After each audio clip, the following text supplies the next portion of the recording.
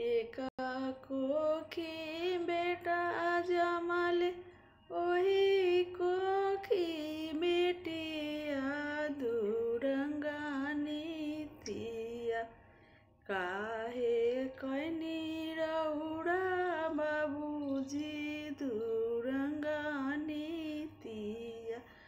काहे कैनी रौड़ा बाबूजी दुरंगानी तिया। बेटा के पढ़ौनी बाबूजी हाई स्कूलिया हमारा बेरिया। काहे बरतन मजवैनी हमारा बेरिया। काहे चूल्हा लिपवैनी हमारा बेरिया।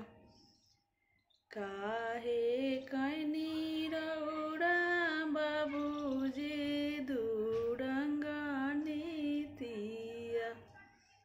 बेटा के पढ़ौनी बेटा के खेलौनी बाबूजी बागाड़े बगैचा हमारा बेरिया।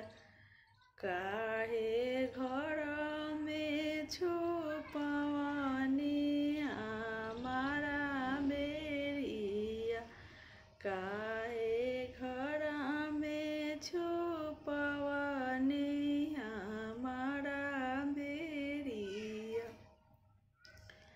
काहे कैनी रौड़ा बाबूजी दुरंगानी तिया।